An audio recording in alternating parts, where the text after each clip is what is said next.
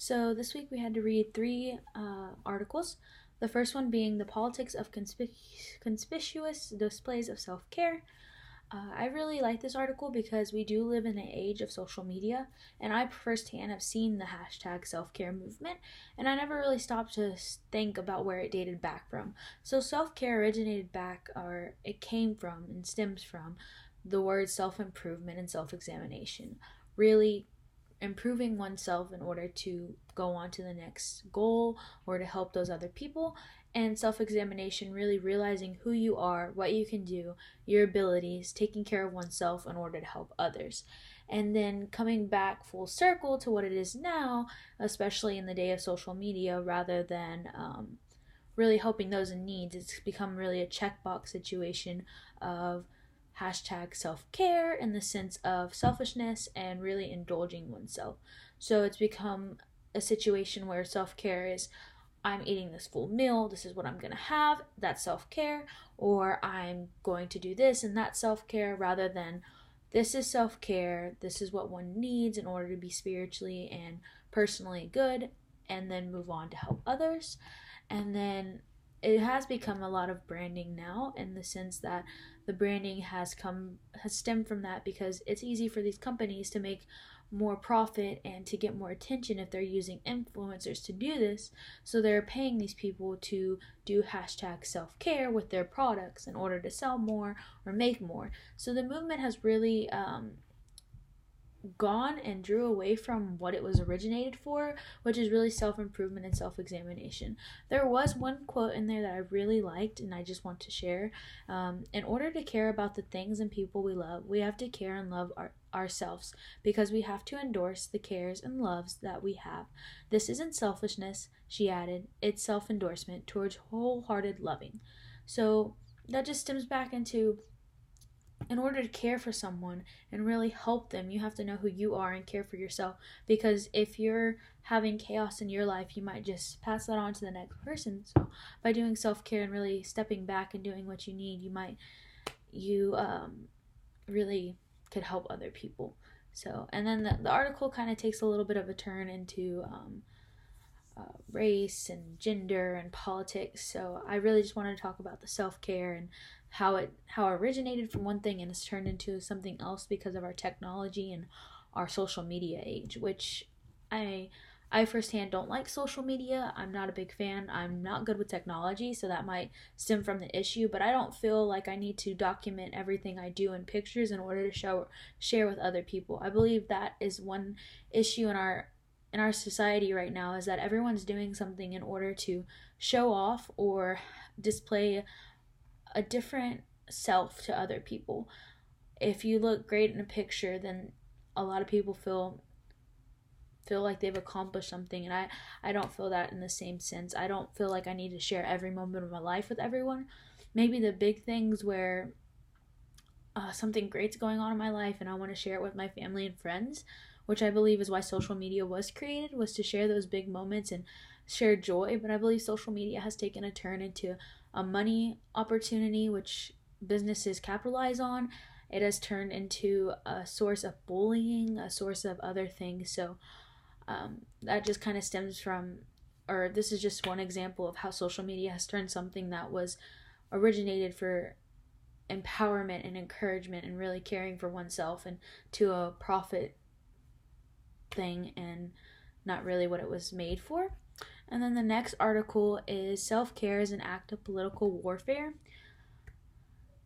This article really infuriated me in many ways. I believe it was very opinionated, and I didn't enjoy that. I don't I think I was just taking it wrong, because it really was bashing on our president, and I understand that he's not popular in a sense that things are occurring that he could be blamed for, but he is our president whether we like it or not, and we're in the United States, so we need to be one big happy family and support one another. So instead of just bashing, why don't we do something to change it by doing our political duty or our civic duty and voting? So my issue with this is, I don't know if this individual that wrote it actually voted, and can really have a say in what's going on in the government, because I feel like the only way you can complain is if you voted and try to make a difference. And then I believe this person who wrote this article really just had a automatically assumed the worst of everything, no matter what was being done. They automatically assumed it was the worst. So that really bothered me. And then they used the President Trump. They used a term called Trump anxiety disorder, and I don't know. That's where the article really took a turn for me, and I didn't really enjoy it. So I just don't understand why we're giving so much power to someone rather than finding solutions to fix it. We're finding someone to blame. So that's my issue. Is it's easy to find someone to blame, but let's try to find solutions. Rather than bashing someone, why don't we find solutions to do something? And also, it was a lot of, like I said, opinion based. I wanted stats and numbers. That's the business major in me. I need stats. I need numbers in order to back up the information that's bashing someone. So I feel like this article or this blog was just a tearing down an individual over and over again, whether they had the same views or not. And I believe that it's very hypocritical for this person to bash on someone for not having the same views as they do, but they're bashing on that person because they don't share the same views. So like I said, it's very hypocritical. So this article just in itself, I did not like the content because it was very opinionated and very, like I said, hypocritical in my eyes. So that's what I got out of that article. And then the last one I really did enjoy because it was called Bell Hooks, Buddhism, the Beat, and Loving Blackness. It was a interview process with Bell Hooks and an interviewer. And I feel like the interviewer was trying to really catch Bell Hooks off guard, but she came back and answered with some pretty spur of the moment answers and really had a lot of intriguing information to share. So a lot of what I gained from this, she had a lot to do with it. The main thing I grasped onto was her talking about how her spiritual level is what grounded her, and then her race and gender and sexuality and things like that were kind of building blocks upon that. So I found it really intriguing because she uses Buddhism and things like that as her spiritual grounding, and she doesn't discriminate against those other race or those other religions. So I really respected her for that. Like I said in the other article, it was a lot of, if you don't believe what I believe, that's not right. And this one, it was really turning the tides a little bit. And I really liked how she stated that her spiritual was her foundation, her groundwork, and it grounded her, and then those were just the building blocks. So I really enjoyed that sense. And then another example she used was how she had bought a home from a white individual and talked about how he probably never imagined that she would be living there, someone of a different race, different beliefs, different gender opinions. And so I thought that was intriguing as well, just to kind of see that even though it's not what you imagine, our society can bond together and make a bond that is beyond the race, the sexuality, the things that can hold a relationship back. She kind of broke through those doors and was able to make a connection with the person she bought the home from. So I was like, okay, here we go. We're making way. And then she had said that this is a big tie, the connecting tie to Black, white, Hispanic, Native people, Asian people, the greed and the materialism that we all invest in and share. So this is the last point I'm going to hit in. She really talks how everything connecting us is the greed and materialism that we all invest in and share. And that's just how our society is now. And I think that kind of ties back into the first two articles on how the second article, in my opinion, was very opinionated based, and it was very, if you don't believe what I believe, hit the road.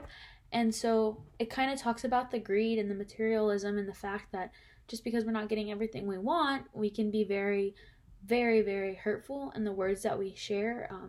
What you say and what you write can have an impact on somebody. So I believe the second article did that.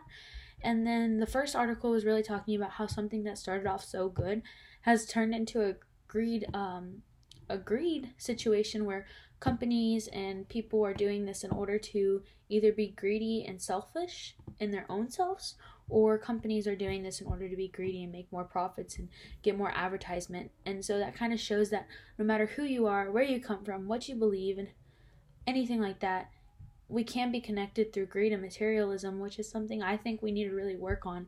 I never stop and thought, at the end of the day, every person, we're just people, and everyone has their own faults, and we are going to be greedy at times, and we are going to think about those material things.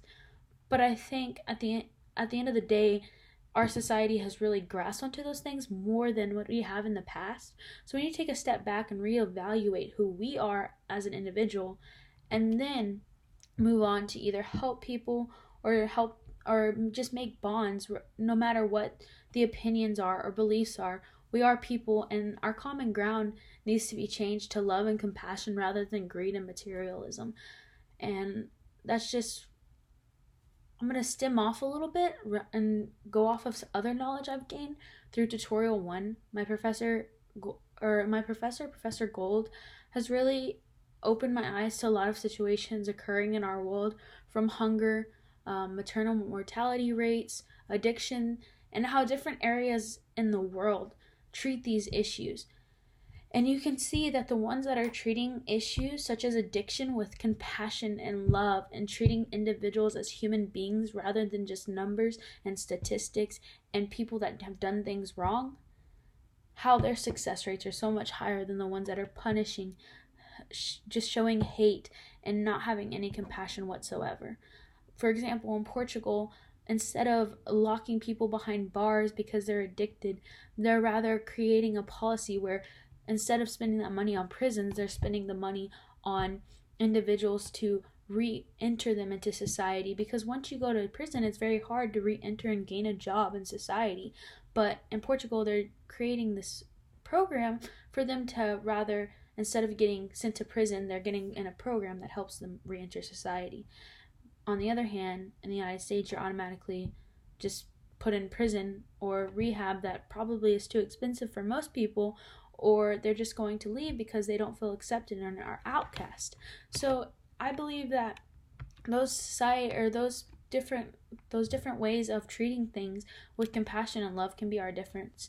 So I think this just opened the third article really just opened my eyes that we are, like she said, our crisis is as much a spiritual crisis as it is a political crisis. Yes, politically we have our crisis going on. I think that's very obvious from the second article. It was made very clear that politically they do not agree. But I think at the end of the day, it is a spiritual crisis, like she states. Why do we feel the need to bash someone so intensely rather than just showing love and compassion?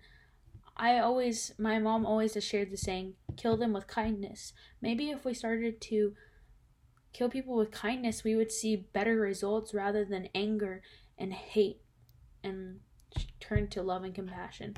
So I know I went on a little bit of a tangent, but these articles really made me feel my passion for what I'm learning in tutorial 1 about hunger and malnutrition and addiction. And these articles just made me very infuriated in the sense that we're focusing on politics and hating one another, and our tie is hate and greed and materialism rather than love and compassion.